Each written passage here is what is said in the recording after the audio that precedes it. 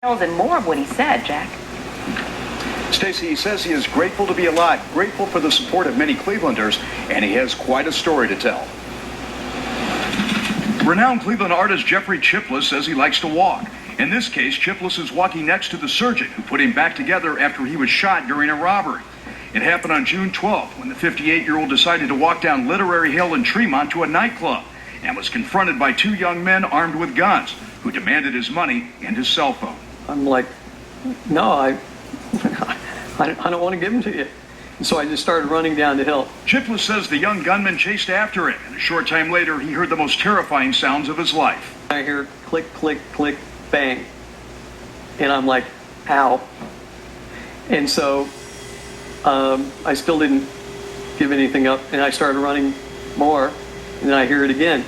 Click, click, click, bang. And that was when I went down. Chipliss had been shot twice and says as he lay on the ground, he had an experience that reflected his spiritual life and his artistic life. It was kind of scary because that was when I thought I saw the light, the golden light, and it was neon. So it was quite an experience. Chipliss was taken to Metro Health Medical Center where doctors discovered one of the bullets struck him in the lower back, passed through a number of vital organs, and then exited his body through his abdomen. So we know just based on where those wounds are and the trajectory that he essentially needs an operation, and he needs it sooner rather than later to save his life. The shooting of Jeffrey Chipliss is raising concerns about the safety of Tremont. Chipliss says he still considers it a generally safe neighborhood, but admits the next time he wants to walk to the flats, he'll take a car. What he will remember most about this chapter of his life is the giving nature of friends, inside and outside the world of art. All the people that came from all the different places, from all over the world, to show their love and support for me, really, that was the inspiration. And doctors say the 58-year-old should be well enough to go home later this week.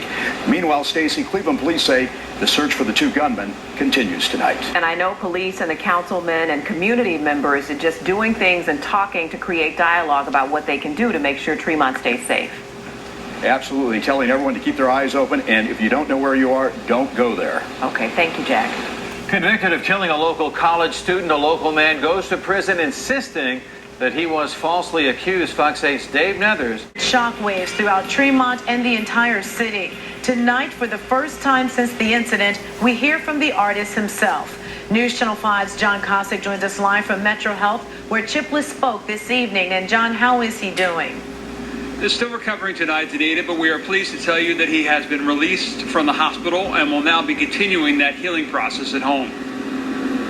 Under his own power, artist Jeffrey Chipliss walks into a room at Metro Health Medical Center 10 days after being shot during an attempted robbery.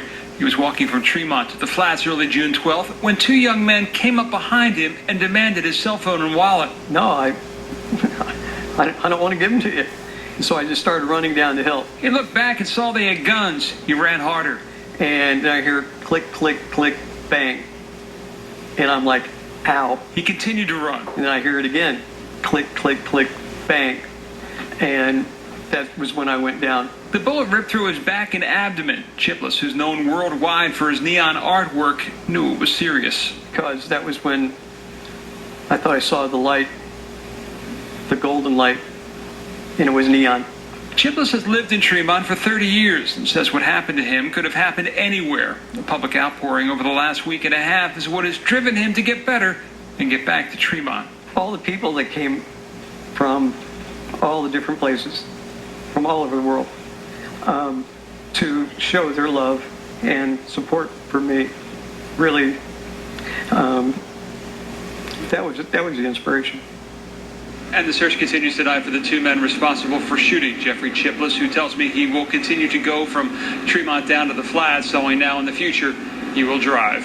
Reporting live at Metro Health Medical Center, John Cossack, News Channel 5. Thank you, John. The local man convicted of killing a Twinsburg police officer will learn his fate tomorrow. Ashford Thompson could be well-known artist in Tremont. For the first time, the victim talks about the night he face down his attackers. Jeffrey Chipliss is recovering at Metro Health Medical Center since the shooting early this month. He was walking near West 3rd and Literary Avenue when two young men tried to rob him. When Chipliss ran, he was shot twice in the back. I fell down. I knew I'd been hit twice, and it was kind of scary because that was when I thought I saw the light, the golden light. Police are still looking for suspects in the case. Chipliss doesn't really remember what they look like. He plans to get back to work in the next few weeks. A Strongsville man was killed in a freak accident in a Now he's speaking out, telling 19 Action News exactly what happened that night. He says he knew it was coming. 19 Action News reporter Jen Pachano live in the Newsplex now. Well, David, despite being victimized in his beloved Tremont, Jeff Chipliss wants people to know it is safe to go there. And he says he'll go about loving and living in his neighborhood. He'll just change a few habits.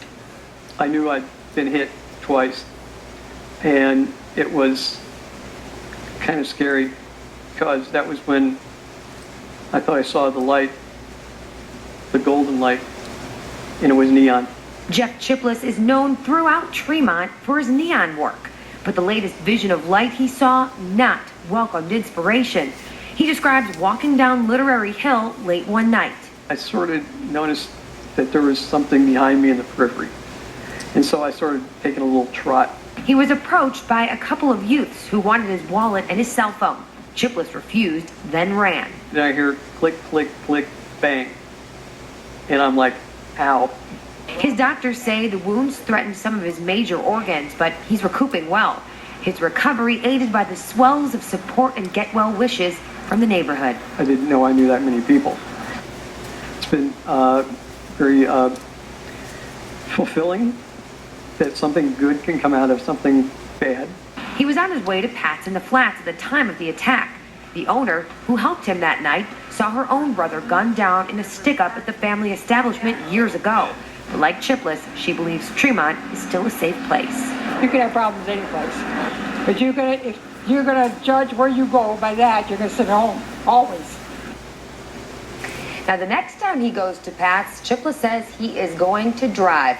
As for the investigation, detectives are still struggling. No arrests made in the case. Live in the Newsplex, Jen Pachano, 19 Action News. All right, thanks, Jen.